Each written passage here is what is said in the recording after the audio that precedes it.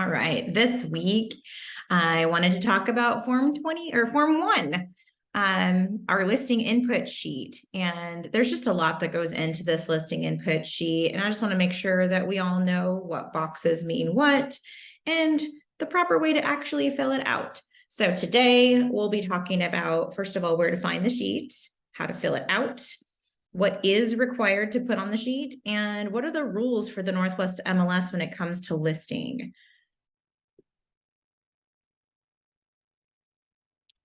So first of all, the purpose of the form. This form is intended to be used along with a listing agreement. So along with that contract we sign. The information in the Form 1 is used for the input of the data through the Northwest MLS. So it must be used with any listing agreement when we input it to the Northwest MLS. Our listings are pretty much invalid without an input sheet. Keep in mind too, the Northwest MLS does require all the fields marked with a dot to be completed, and no listing will be accepted if those spaces are missing. If for some event you had to directly put your listing through to the MLS, they would not put that listing live if you had any of those missing spaces. So as listing coordination, and just as kind of checking contracts, it will be sent back to you if there is missing required data. So I'm just going to go through the whole form and just kind of explain what each little space means. And then if there's any questions about, how or what to put in those spaces, please feel free to ask. But typically our state, we know, county, we know, city, we know. When it comes to area, we do have area codes and not like, 360-509, but the area of which the Northwest MLS kind of creates those little pocket neighborhoods. If you know the area, fantastic. But what happens if you don't know the area? There is actually a place we can go to find the area. So I'll get to that in a second. The community or the district, this would be a place that we would write maybe a specific pocket neighborhood, or, like this. So on the island, say we have the whole city of Freeland, but there's a pocket area that's considered what they call Holmes Harbor. So I would be as specific as possible in this field. If you can't be specific with the area, then go ahead and just put the city that's in there. When it comes to the area, the Northwest MLS actually has a bunch of, a huge list, a comprehensive list of all the areas that they cover. So where to find that? Well, go to the Northwest MLS homepage. Then you can click on Stats and News. Go to current statistics. And if you scroll down to the bottom, there's an option that says MLS plus comprehensive report. Once you click the comprehensive report, it brings you to this page right here. And this is just a list of all the areas that the Northwest MLS covers. You can go to your county, you can find the specific area for your county. At least it helps you kind of direct where those numbers start. And if you have questions about specifically where to put it, say you don't really know if it's between, let's use, I guess right here, we could use Renton, right? Area 340 and 350. What if you don't know if it's in area 340 or area 350? There are other ways you can find out specifically what area it's in. We can look at previous listings. We could call the Northwest MLS directly if we have questions about that. So this is just kind of a space to find all the areas. Also, if you're looking for a search for somebody in an area that you don't normally cover and you want to know, how do I find something that's, say, in Burlington? How do I know what area to look if I look in Burlington without having to scroll out to the map and then zoom back in? So this just is one of those places that you can find some of these numbers. If it's helpful, then great. If it's not, then feel free to use the map. All right. So when it comes to the list price, think about how you do this. There's all sorts of strategies that we can go through when we have a listing agreement. I know that with prices just kind of going all over the place sometimes, especially when the market was really, really hot. It was really hard to put a list price down when we first signed this listing agreement. Keep in mind, when we sign the listing agreement, it could be 30 days out, and a lot can happen in those 30 days. So in order for this to stay compliant, we just need to make sure that everything has been filled out before it goes live. Every time you get a listing, make sure you are in fact ordering preliminary title. And then discuss the options about having potentially an offer review date versus not having an offer review date. These are things that are going to be constantly changing with how our market swings. I know that just a few months ago, offer review dates were very, very common. And what I've been hearing over the last 2 weeks is that's actually becoming not a thing anymore. It's becoming a detriment to sellers rather than an advantage. So talk to the sellers about what it means to wait for an offer review date. Maybe talk about some strategies that buyers try to use when you have an offer review date versus no offer review date. The listing must have all the required data inputted before it goes live. Just keep that in mind again. The listing date here that they've noted has to match the live date in the Northwest MLS, and the expiration date has to be the same as well. So if you make an amendment, you can change something with this contract on a Form 18, but if you just change a listing date, say on your listing contract, you need to also change it to the list date on this sheet. If you decide later on you want to go live before or after this date, you need to go back and actually make this date match the date you're live in the Northwest MLS. Again, make sure you are ordering preliminary title, because we use that preliminary title to check for the seller's names, make sure that there are no liens against the property that are going to cost more than the purchase, and to make sure our listing is being input correctly. So an example of this would be, if it's a condo, it's going to say that on the title report. There are certain properties that can get in this gray area of, is it a condo? Is it a house? Is it a townhouse? What do we call this? And anything with the title is going to have more specifically how we should be listing it. And make sure that we're using the proper input sheet to do this. So this input sheet actually refers to kind of all input sheets as far as the rules go. So take this as a blanket statement over vacant land listing, condos listings, manufactured home listings. Next part is something that these have automatic defaults if you don't select them. So prohibit blogging. There was a time a few years back when blogging on listings was quite a common thing, and you needed to decide if you wanted to allow other outside opinions to be posted in conjunction with a listing you have. It could be good, bad, whatever. Automatic valuation is like the Zillow's estimate. So there was a time too when those were not very accurate. So keep in mind, those are decisions you can make to allow or not allow. I'm not sure how they compare to today. And I'm not sure if today it's as much of a problem as it was a few years ago. But you always want to make sure you can show the map link. You want people to be able to find this. Internet advertising just defaults to a yes. And showing the address to the public is also very important. So it does default to a yes. If there's some reason somebody wants to keep something confidential, they can do it.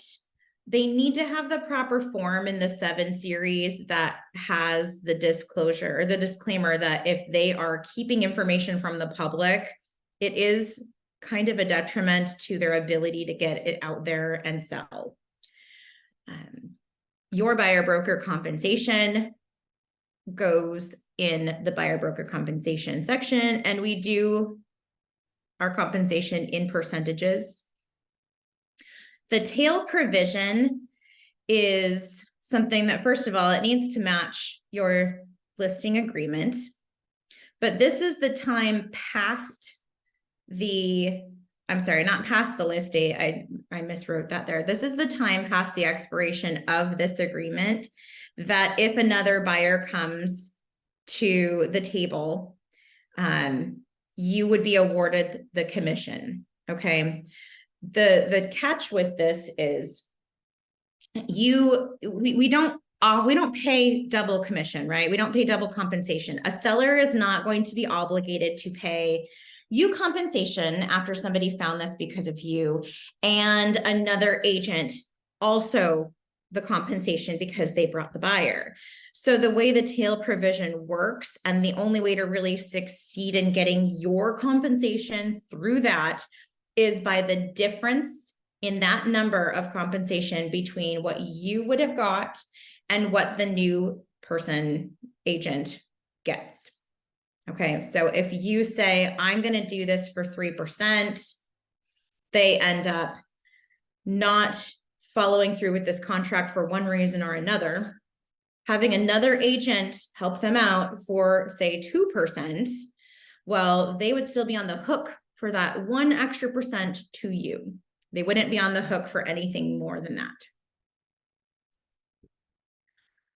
All right, when it comes to the year built, I would highly suggest checking things like county records rather than any other records. And mainly because when we look at things, like when we look at sources like from the county, sources from Realist, we are going to look at reliable sources that can be double checked by a buyer coming in their information verification period. Some people waive that, but others don't. And we want to make sure that we don't leave an out when this is something that the county basically has the most accurate information that we can find. So just remember your reliable sources, county records or Realist, sometimes Matrix. If the listing input is taken off another site other than the county site or Realist, you may run the risk of not having materially accurate information. So this is just a loophole paragraph on paragraph W that could potentially allow a buyer to use to get out if that's where they were intending to go. So make sure your sources are, again, reliable. If you're doing virtual tours or YouTube, Matterport, any sort of those video tours, even if you do your own handheld video of a tour through the house, whatever, you want to make sure that you are posting unbranded links. Part of the Northwest MLS rules are nothing is branded to you as an agent or to the firm when you post it publicly like this. So statistically, you will do much better with visibility with your listing if you can have a video tour. So do consider doing video tours, but make sure if you put them in there, they are not branded to you. It is against the rules.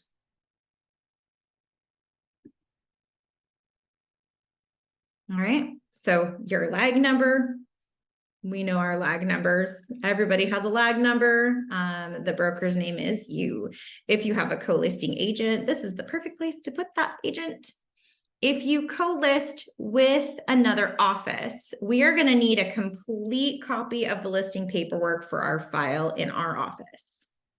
If you plan on doing any sort of a dual listing, you can definitely do that. It is a $50 fee. You need to have dual input sheets. So there has to be 2 input sheets to match each of the listings that we put into the MLS. But again, it's definitely doable. Just make sure you're following the rules of having the dual input sheets. If you are co-listing with another agent in our office, you should be keeping separate copies of the listing paperwork, of the listing file. We want to make sure that we're keeping everything kind of filed closely with each agent who's involved. So if there's any reason we need to look back, we know where to find things. Okay, possession. So when you mark possession, these are the terms you're willing to accept. Okay, this is not a pre-decided, pre-negotiated, I agree that we're definitely going to do these things, but these are the things you're already saying, I'm okay accepting these options. Okay, so there is closing. If it is truly negotiable, you can write negotiable. Whatever the seller wants to do, you can go ahead and predetermine what is and is not okay to ask for with this possession box. Keep in mind, possession, unless you otherwise mark it, is 9 p.m., the day of closing. And also when it comes to possession, if there's any sort of rent back or, post-close occupancy by that seller, the buyer is still entitled the keys at 9 p.m. Once they technically own the home, they are technically given all access to the home, or at least all abilities to access that home. Showing information is the same thing. So make sure whatever you write up here is truly what your seller intends to do. We should all be putting the Northwest MLS key box on. Make sure that we are writing if it's vacant, and if we're going to use showing time, what we want to do. If there is any reason you cannot or your seller does not want to put a key box on, you're going to have to get that information in writing and keep it with our file, because it is required that a Northwest MLS key box be put on the home. When it comes to potential terms, this is also something that you are predetermining is okay to negotiate into the contract. If you have a seller that is absolutely in no way interested in doing an owner financing, you should not be marking the owner financing box, even though it would technically be possible to buy the home in that way. Same with any other loans your seller may or may not want to accept. If you have a home that is in complete disarray, it's not going to be approved for USDA or VA. You should not be checking those boxes for USDA or VA. You should be checking boxes for things that are possible potential for terms when negotiating this contract. Anything that you mark in those boxes may be stuck into the offer. And by doing this in the listing, you are basically pre-agreeing what you're willing to consider. In order to see if you have a senior exemption, you can actually look up the tax assessor's information, and it will tell you right there if the home is subject to a senior exemption. Typically, the taxes for a senior exemption are going to be about 10 to 25% of the original tax fee. When in doubt, you should be able to check on the tax assessor's website.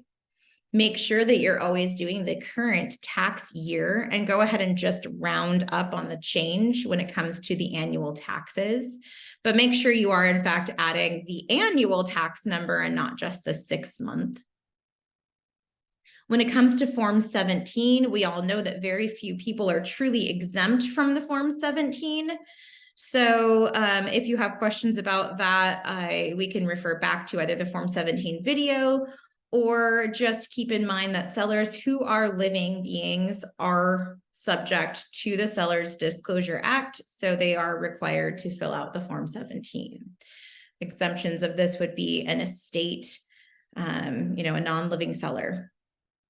When it comes to the common interest community, these are certain condo associations and neighborhoods that were created after, and I didn't write the date down, July 2000. I'm not going to quote a date there.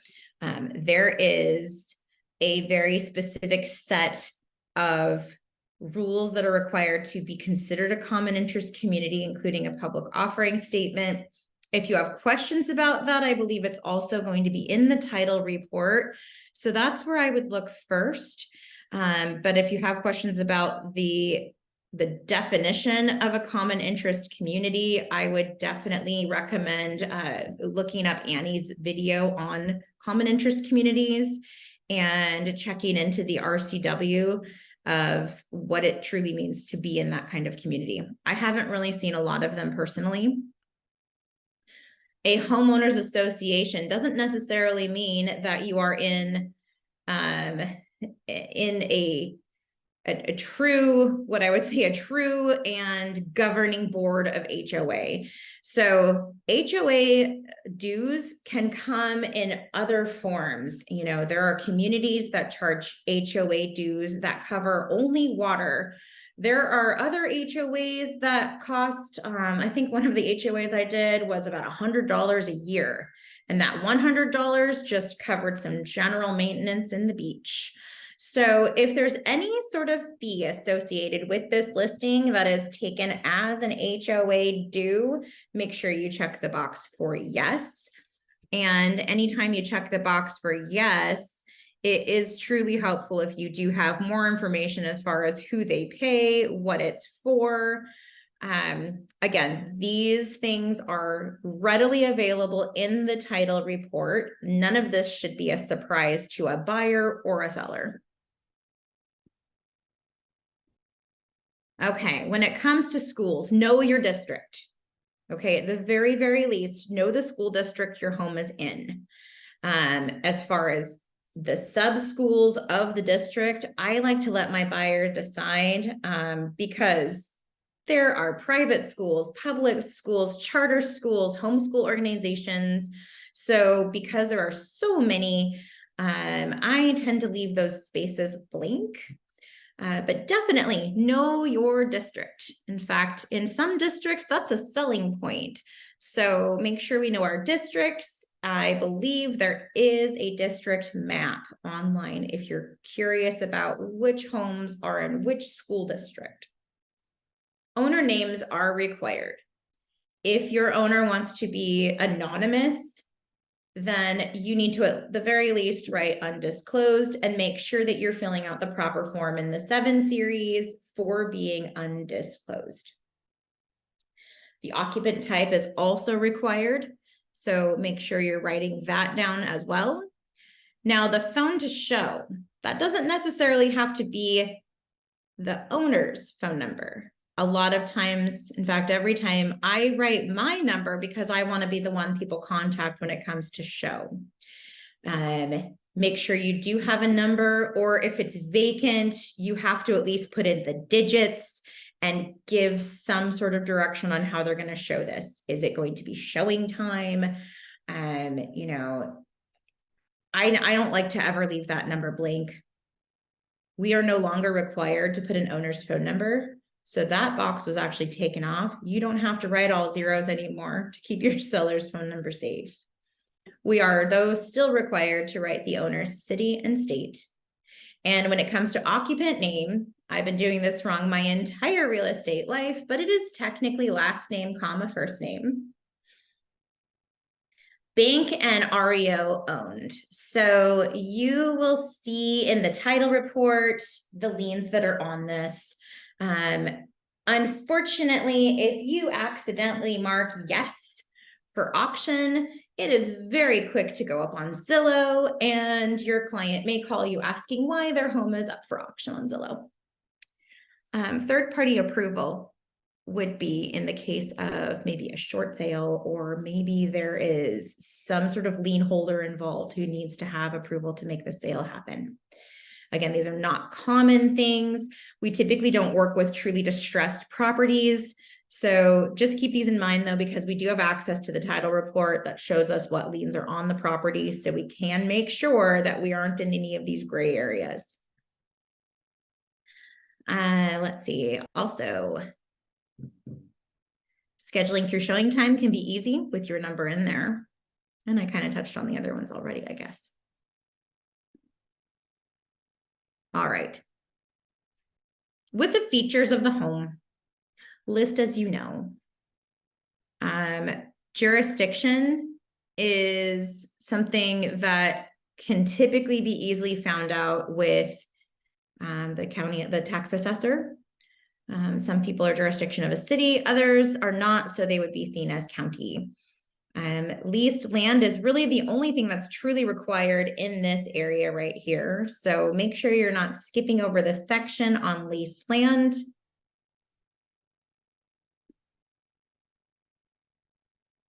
All right, when it comes to septic and sewer, try to match county record.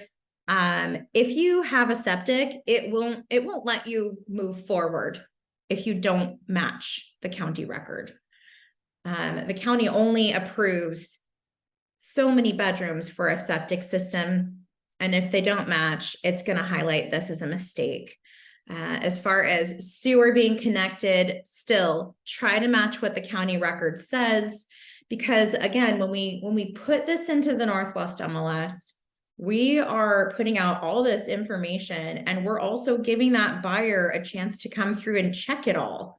Where do you think they're going to check it, right? They're going to check it against what the county has. They're definitely going to go in there and they might see an extra bedroom, or they might see something that's a little different. But typically you are covered better if you can match something that they have verifiable, like the county record. Total covered parking. Is this a 1-car garage, 2-car garage? Is there a carport? And this is verifiable by in-person also, as well as sometimes the drawings of the county have them. Make sure you're marking the parking type. Is it new construction? Yes or no? If you're doing new construction, there are different sort of protocol that you need to do for the seller's disclosure on the Form 17. They're actually exempt from a couple of the sections in the Form 17. And style code on this. This is one that the Northwest MLS actually flags if you get it even remotely wrong. So make sure you're looking at what styles these are versus what style that front picture looks like. Just double check that. That's all I have to say about that.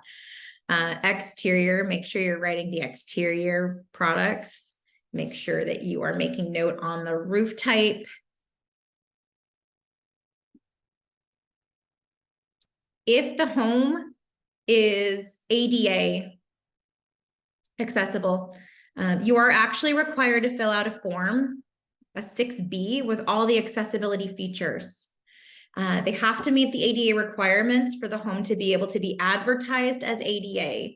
So if you want to advertise that, make sure you look at Form 6B. It has information like width of doorways, ramps, grab handles. It lists all ADA features and where they are, 0 entry homes, So if you want to advertise it as that, you have to have a 6B along with it. You can't even make the statement without having that. Do keep in mind that misrepresenting the style type will result in a fine from the Northwest MLS. So if you write that it's a 1-story and it's actually a 2-story, that's what they're talking about. Now, when it comes to the ADUs, if it is detached, you're going to want to put the information here. If it's attached, the square footage and the bedrooms just goes along with the rest of the square footage and bedrooms for the rest of the house. So we only need to make separate note if the home is separate. Okay, as with ADA features, if you have green features, solar panels, the Energy Star appliances, updated windows, if you have any of that you're claiming is built green, you also have to attach Form 6. They also want you to attach certifications that you have on those products. So if you have Energy Star appliances, they want those Energy Star ratings and those certifications attached as well. If you have any sort of claim on any other features, they want everything you have on those features to be attached in order to truly call it green build.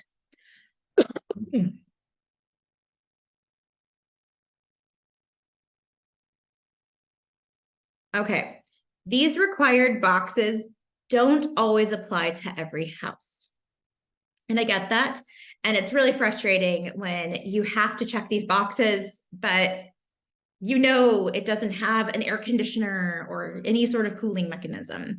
Make sure no matter what, because none are actually options for some of these. make sure you are checking off at least a box for each of these 3 sections. You have to have an energy source. There's just no way around it. You have to have an energy source. As far as heating, there's an option for none or an option for everything else in between. Cooling is the same. There is also an option for none and everything in between. Every section, though, has to have a box checked. All right. Water source. Sorry, I'm going to move this thing. Community features. Yeah, if you can write those community features, they're not required, but it's definitely helpful. Anything that's not required that you add in, it does nothing but help. Just make sure that when you're doing it in an accurate way, because they do get to verify all the information that you input. Water source. I just wanted to kind of clarify what some of these water sources actually mean, and make sure that when you are working with a home that has a water source as any of these, that you're just checking the right boxes. So if it says community, that means that their water source is something similar to like a reservoir, and it serves multiple homes. An individual means it's like a singular well, and it serves one home on a private property. If it's a shared well, it will serve 2 or more homes, and it might be located still on somebody's private property, maybe with an easement to access it back and forth. And then public water is city water, some sort of county water source, a water source that is piped in and comes to the property from the county or city.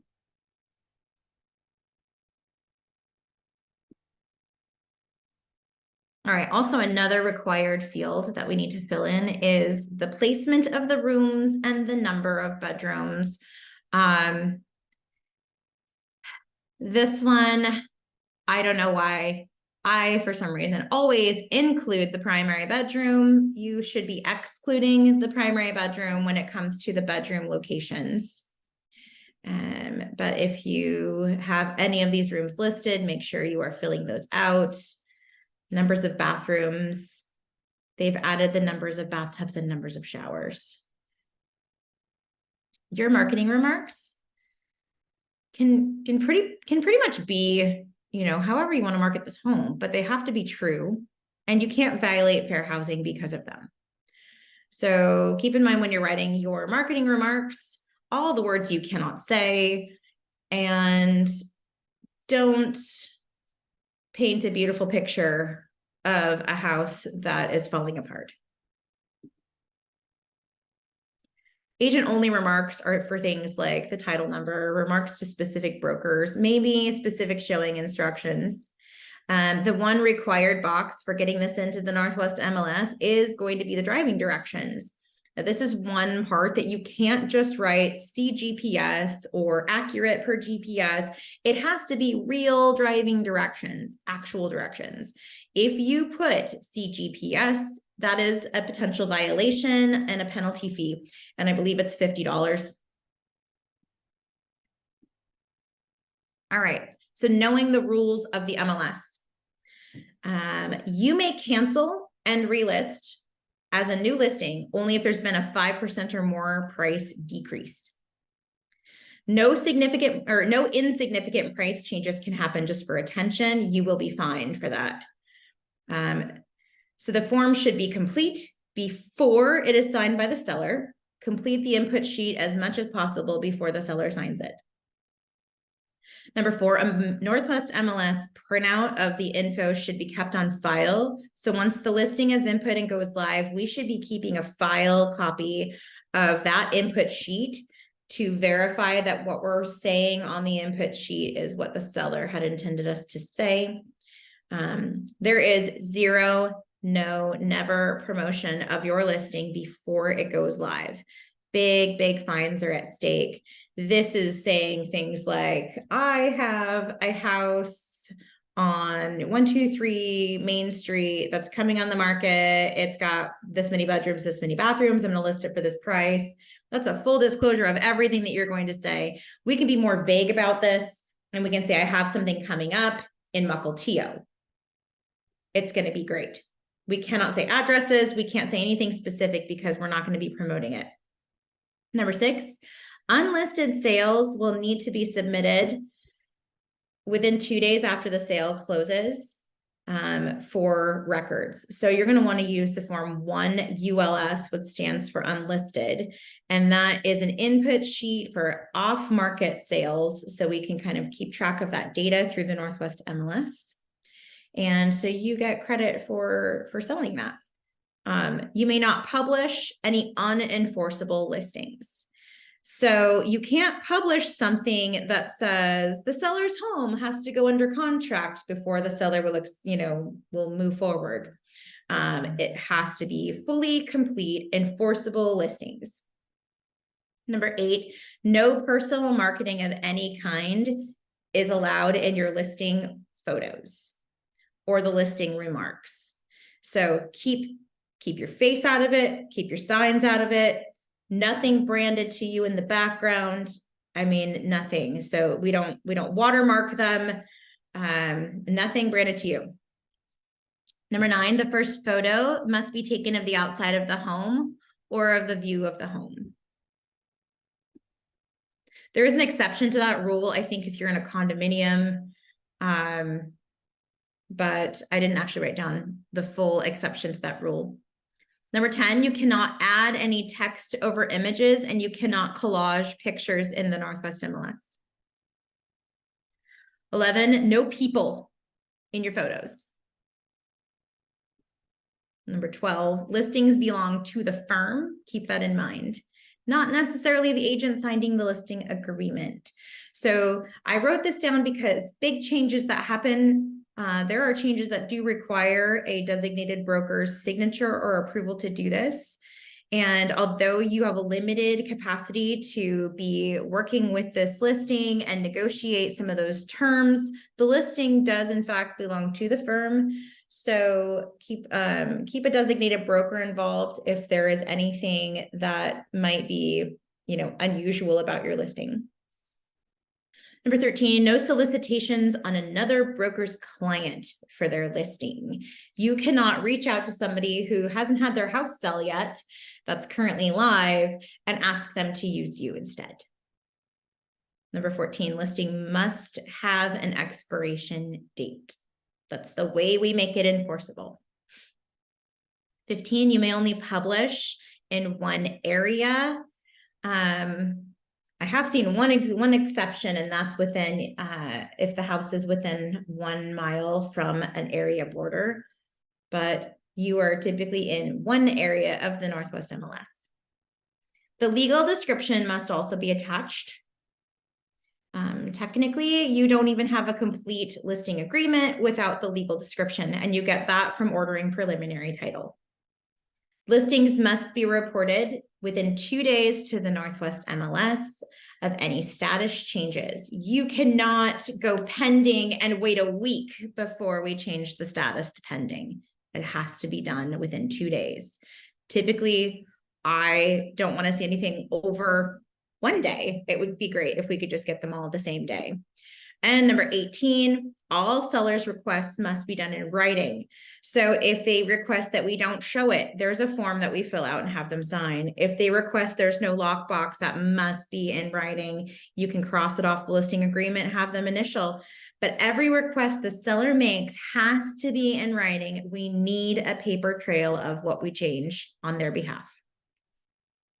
Typical violations that we'll see with the Northwest MLS for listings are no primary photo uploaded, insignificant price changes, advertising open houses in the marketing remarks, incorrect tax ID or address, missing required listing data, not installing the key box, posting a sign in the ground before the listing goes live, or having the key box remain on the home after the listing has been canceled or expired. I wanted to pull up a copy of their automatic fee schedule. These are fees that you will get with very little to no warning. I believe they send you one email warning you, and if you don't fix it within 2 days, you will have a fine on your account. So just things like personal marketing, open house marketing, no primary photo, the things I was listing before. Or maybe an impermissible photo and listing, like, so it's a person that's in it or your sign is in it. Page 2.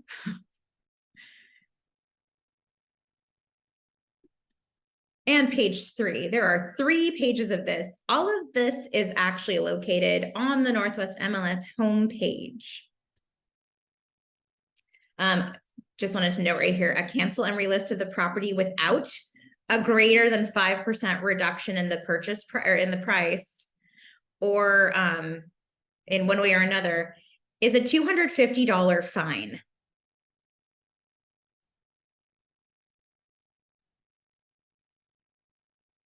I check the files every day to make sure that we are not violating any of the fines that are listed here.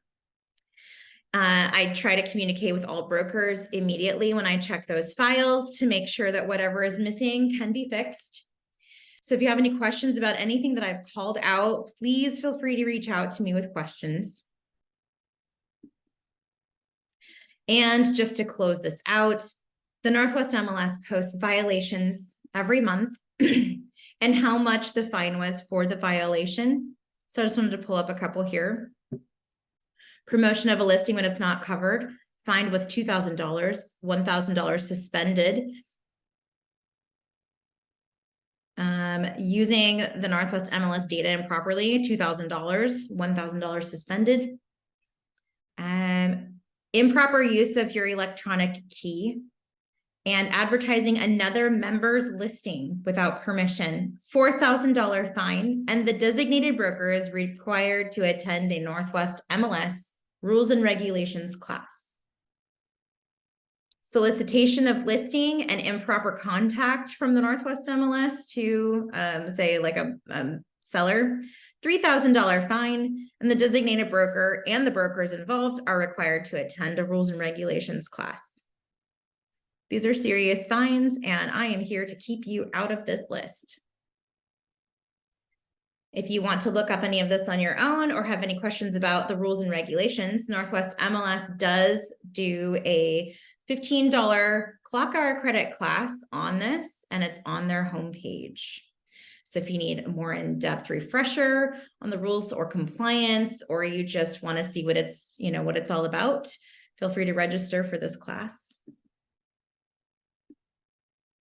All right, that is the end of what I've got.